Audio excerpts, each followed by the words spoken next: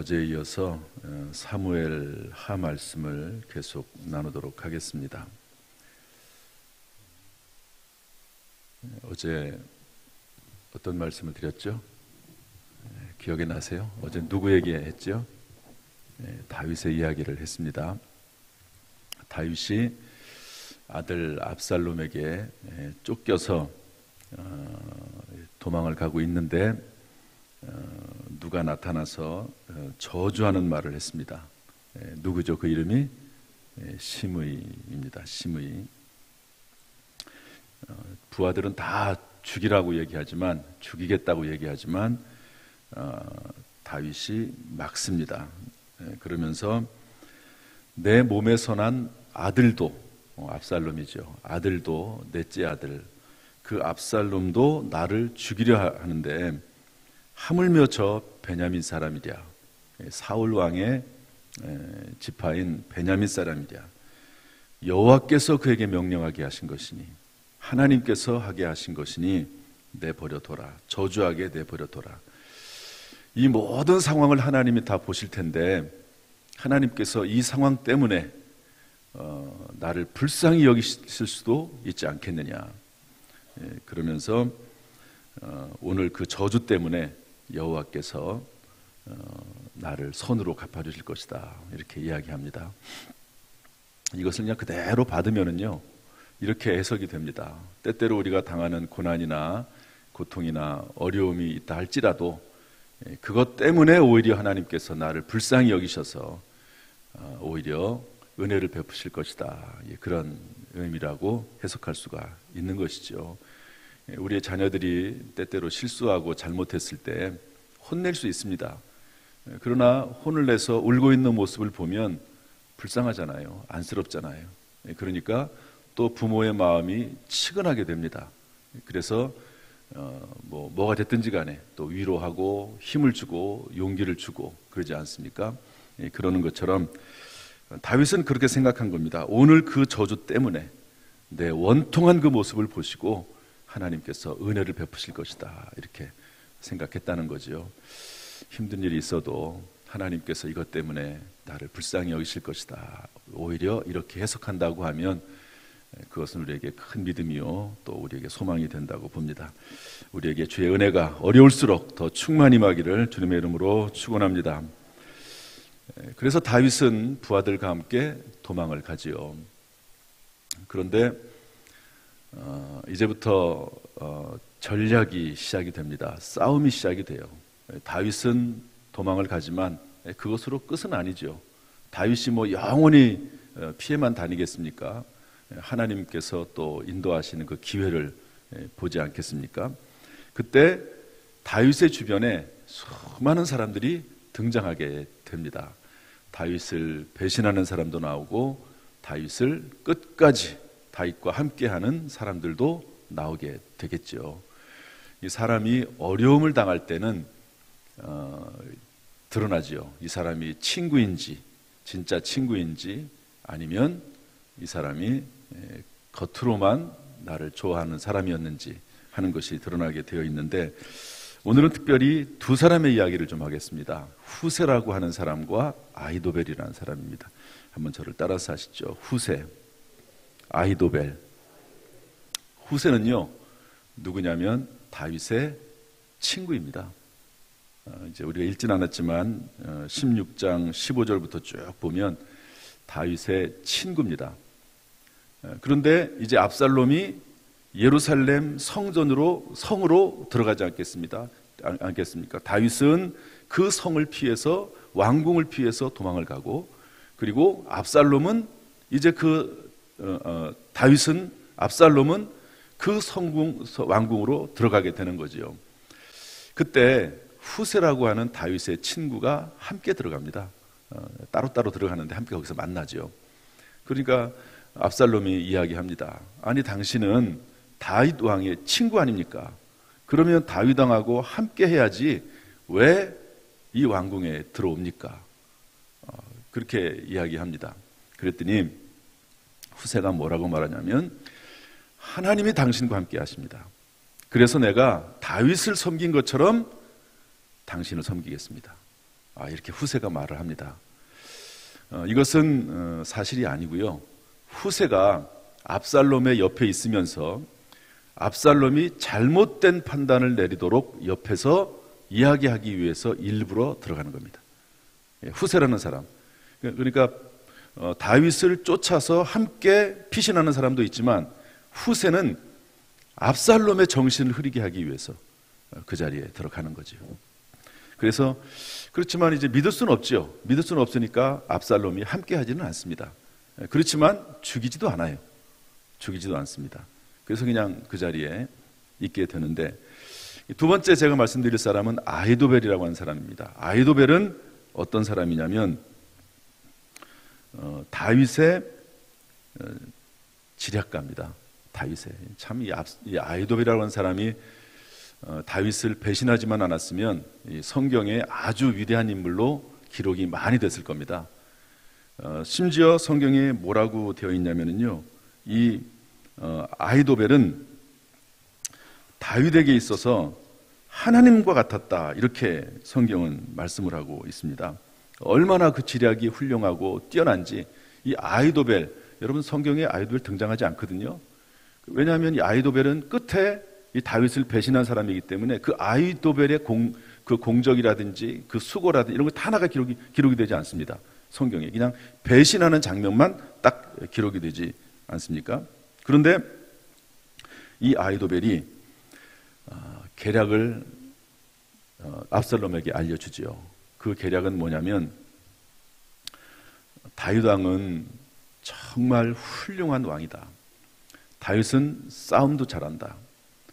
그리고 이제 다윗이 피신해서 안정을 취하게 되면, 그러면 사람들을 귀합해서 다시 공격할지도 모른다.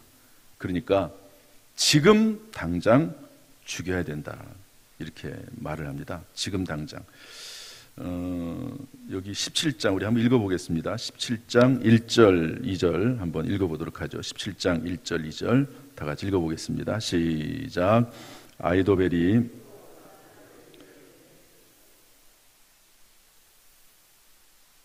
오늘 밤에 내가 일어나서 다윗의 뒤를 추적하여 그가 고나고 힘이 빠졌을 때에 기습하여 그를 무섭게 하면 그와 함께 있는 모든 백성이 도망하리니 내가 다윗 왕망 쳐 죽이고 모든 백성이 당신께 돌아오게 하리니.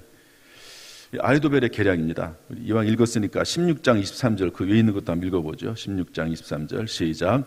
그때에 아히도벨이 베푸는 계략은 사람이 하나님께 물어서 받은 말씀과 같은 것이라. 아히도벨의 모든 계략은 다윗에게나 압살롬에게나 그와 같이 여겨졌더라. 하나님의 말씀과도 같이 여겨졌다는 거죠.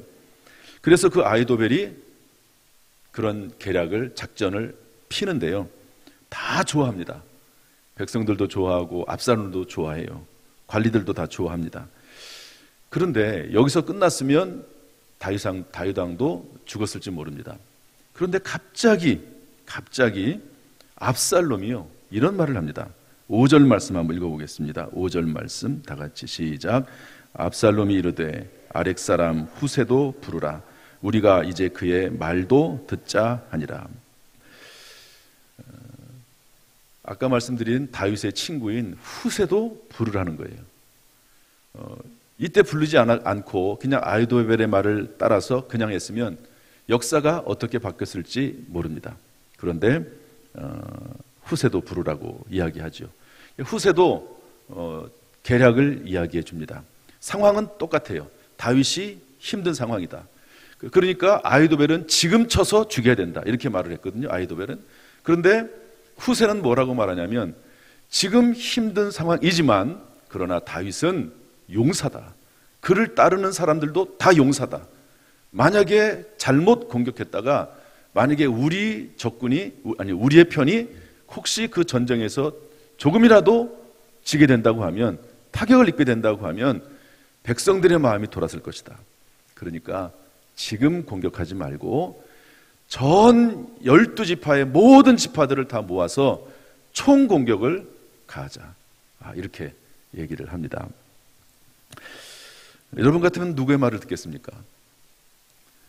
그랬더니 성경 말씀 보니까 모든 압살롬을 비롯해서 모든 다른 사람들이 다 좋게 여겼다. 이렇게 말씀하고 있습니다.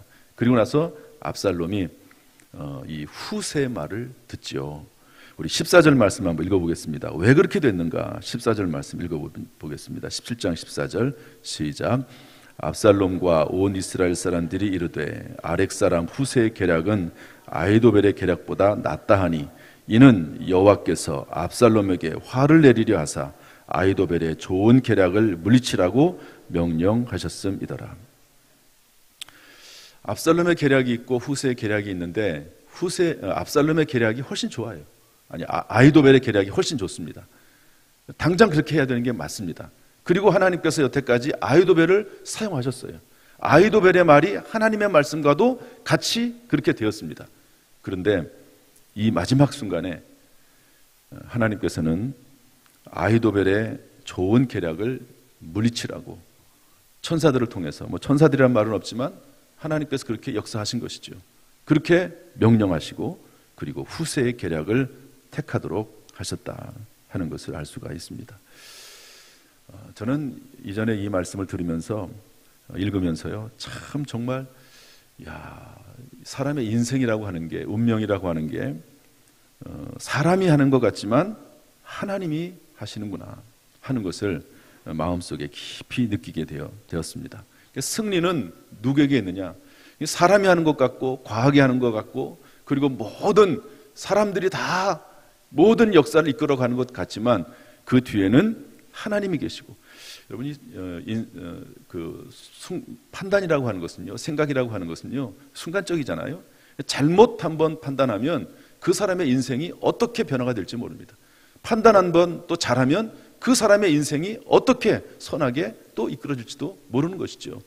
이 한 번의 이 순간에 이 압살롬이라고 하는 사람, 이 아직 왕은 아니지만 그래도 이 권력을 잡은 사람의 이 한 사람의 생각, 판단에 의해서 한 사람은 죽게 됩니다. 결국 아히도벨은 죽습니다.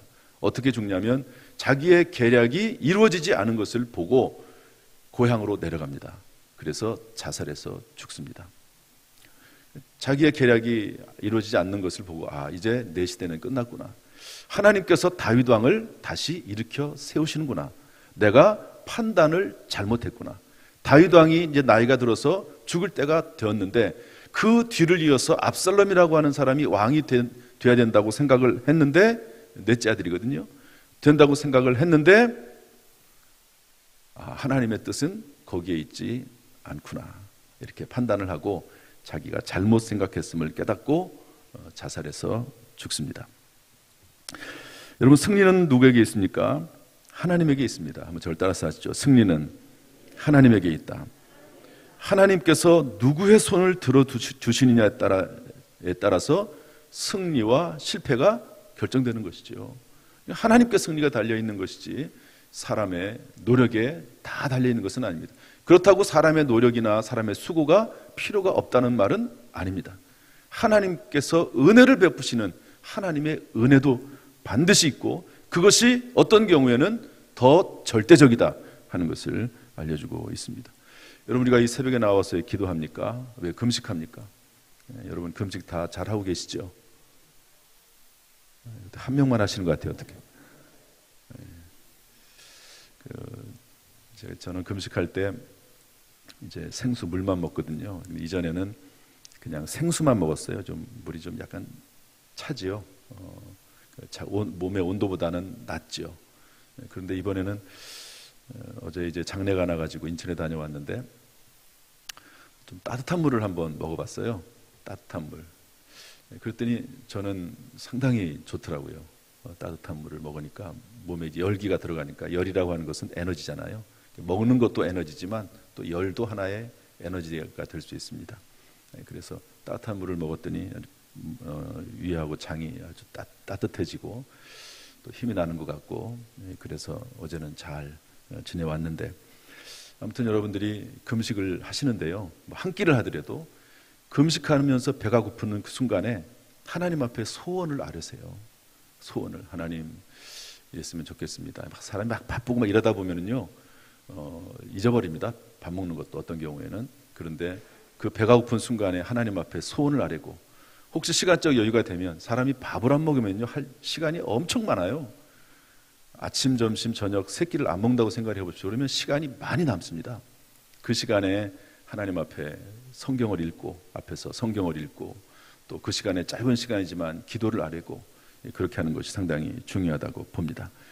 이런 모든 몸짓들이 하나님에게 승리가 있음을 믿고, 하나님의 은혜로 말미암아 우리의 인생이 변화가 될 수 있음을 믿고 하나님 앞에 능력을 구하고 지혜를 구하는 거죠. 하나님의 은총을 구하는 겁니다. 하나님 앞에 겸손히 무릎을 꿇고 하나님의 말씀에 순종해서 하나님의 은혜를 구하는 시간이 새벽기도 시간이고, 금식하는 시간이고, 하나님 앞에 예배를 드리는 시간이고, 하나님 앞에 나와서 순종하고 봉사하는 시간이라고 볼 수가 있습니다.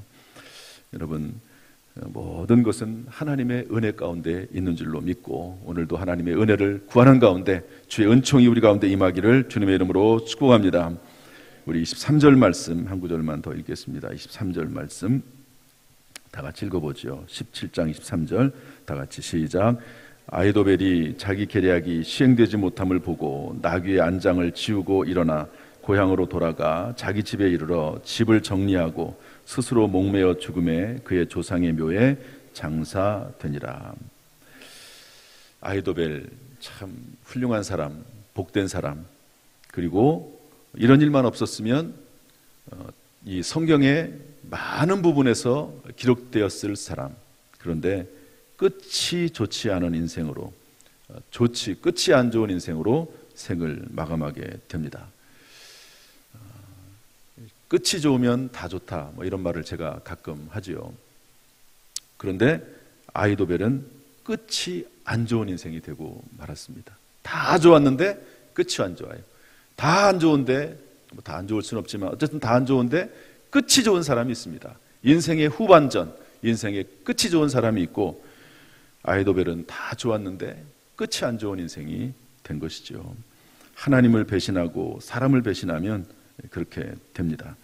인간의 지혜와 지식이 아니라 하나님의 뜻과 말씀 안에서 판단하고 분별해야 되는 거죠. 그렇지만 그 판단과 분별력이 어떻게 완벽하겠습니까? 이것조차도 하나님의 은혜죠. 이것조차도 하나님의 은혜입니다. 하나님께서 우리 모든 성도들에게 잘 판단하고 분별할 수 있는 은혜를 베풀어 주시기를 주님의 이름으로 축복합니다. 2023년 살아나갈 때 순간순간마다 하나님이 분별력을 주시고 판단력을 주셔서 잘 판단할 수 있도록 주께서 도우시기를 주님의 이름으로 축복합니다. 그러기 위해서는 늘 깨어서 하나님의 음성을 듣고 기도하고 성경 말씀을 읽으면서 그 말씀 속에서 주의 음성을 들어야 될 줄로 믿습니다. 주의 은혜가 늘 충만하기를 주님의 이름으로 축원합니다. 할렐루야. 기도하겠습니다. 하나님 아버지, 오늘도 이 시간 주께서 우리를 불러주시니 감사합니다. 오늘 말씀처럼 모든 승리가 하나님에게 있는 줄로 믿사오니 하나님의 은혜가 우리 모든 성도들 한 사람 한 사람에게 충만히 임하도록 하시되 2022년 이 남은 주간에 또 2023년 순간순간마다 하나님께서 은혜를 더하여 주옵소서. 새벽에 나와서 기도하고 금식하면서 하나님의 은혜를 구합니다. 주께서 구하는 자에게 응답하신다고 했사오니 주의 은혜가 우리 모든 성도들 그 가정, 사업장, 그리고 2023년 그리고 우리의 모든 생애 가운데 임하게 하여 주옵소서. 순간순간마다 주를 의지하게 하시고 기도하게 하시고 주의 음성을 듣게 하시고 말씀 가운데 우리의 마음과 생각을 둘 수 있도록 인도하여 주옵소서. 예수님의 이름으로 축복하며 기도하옵나이다. 아멘. 이제는 우리 주 예수 그리스도의 은혜와 아버지 하나님의 무한하신 사랑과 성령님의 교통하심이 이 시간 주 앞에 나와 예배드리는 모든 성도들 한 사람 한 사람 머리 위에, 또 한 주간의 삶 위에, 그리고 2022년 이 마무리하는 이 시간에 2023년 위에 함께 하시기를 간절히 축원하옵나이다. 아멘.